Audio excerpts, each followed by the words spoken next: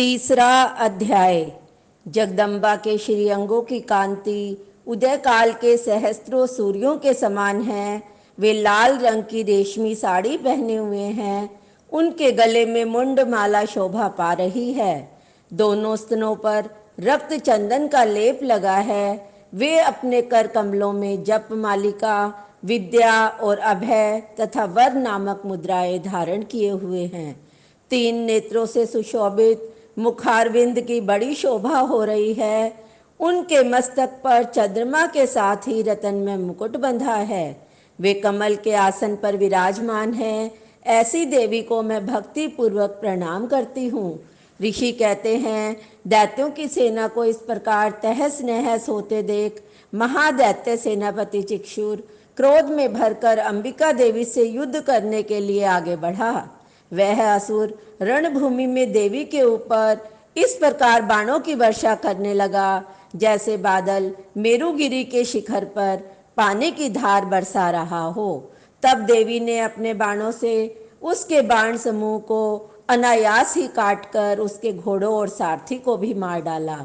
साथ ही उसके धनुष तथा अत्यंत ऊंची ध्वजा को भी तत्काल काट गिराया। धनुष कट जाने पर उसके अंगों को अपने बाणों से बीन डाला। धनुष, रथ, घोड़े और सारथी के नष्ट हो जाने पर वह असुर ढाल और तलवार लेकर देवी की ओर दौड़ा। उसने तीखी धार वाली तलवार से सिंह के मस्तक पर चोट करके देवी की भी बाई भुजा में बड़े वेग से प्रहार किया। राजन, देवी की बाह पर पहुंचते ही वह तलवार टूट गई। फिर तो क्रोध से लाल आंखें करके उस राक्षस ने शूल हाथ में ले लिया। उसे उस महादैत्य ने भगवती भद्रकाली के ऊपर चलाया। वह शूल आकाश से गिरते हुए सूर्यमंडल की भांति अपने तेज से प्रज्वलित हो उठा। उस शूल को अपनी ओर आते देख देवी ने भी शूल का प्रहार किया। उससे राक्षस के शूल के सैकड़ों टुकड़े हो गए। साथ ही महादैत्य चिक्षुर की भी धज्जियां उड़ गई। वह प्राणों से हाथ धो बैठा।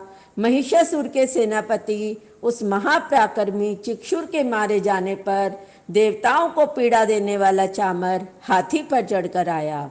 उसने भी देवी के ऊपर शक्ति का प्रहार किया, किंतु जगदम्बा ने उसे अपने हुंकार से ही आहत एवं निष्प्रभ करके तत्काल पृथ्वी पर गिरा दिया।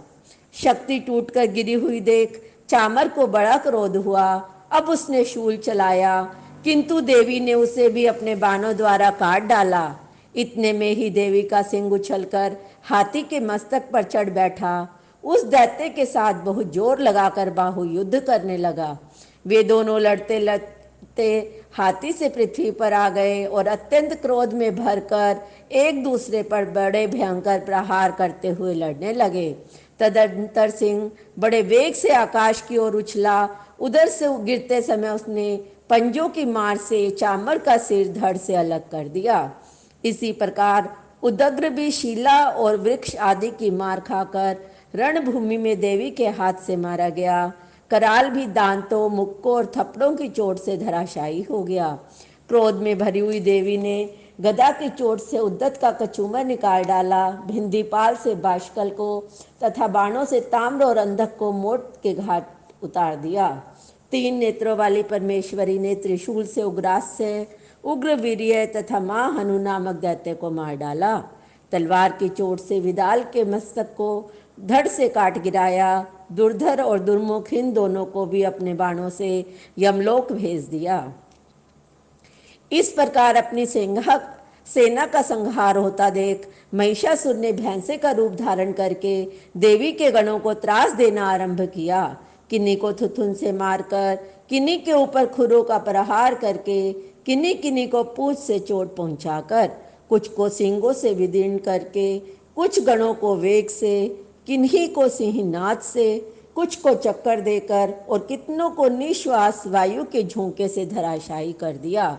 इस प्रकार गणों की सेना को गिराकर वह असुर महादेवी के सिंह को मारने के लिए झपटा। इससे जगदम्बा को बड़ा क्रोध हुआ। उधर महापराक्रमी महिषासुर भी क्रोध में भरकर धरती को खुरों से खोदने लगा। अपने सिंगों से ऊंचे ऊंचे पर्वतों को उठाकर फेंकने और गरजने लगा। उसके वेग से चक्कर देने के कारण पृथ्वी क्षुब्ध होकर फटने लगी। उसकी पूंछ से टकराकर समुद्र सब ओर से धरती को डुबोने लगा। हिलते हुए सिंगों के आघात से विदीर्ण होकर बादलों के टुकड़े टुकड़े हो गए। उसके श्वास की प्रचंड वायु के वेग से उड़े हुए सैकड़ों पर्वत आकाश से गिरने लगे। इस प्रकार क्रोध में भरे हुए उस महादैत्य को अपनी ओर आते देख चंडिका ने उसका वध करने के लिए महान क्रोध किया।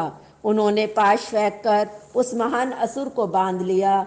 उस महासंग्राम में बंध जाने पर उसने भैंसे का रूप त्याग दिया और तत्काल सिंह के रूप में वह प्रकट हो गया। उस अवस्था में जगदम्बा ज्यों ही उसका मस्तक काटने के लिए उद्यत हुई, तो ही वह खड्गधारी पुरुष के रूप में दिखाई देने लगा। तब देवी ने तुरंत ही बाणों की वर्षा करके ढाल और तलवार के साथ उस पुरुष को भी बीन डाला। इतने में ही वह महान गजराज के रूप में परिणत हो गया। अपनी सूंड से देवी के विशाल सींग को खींचने और गरजने लगा।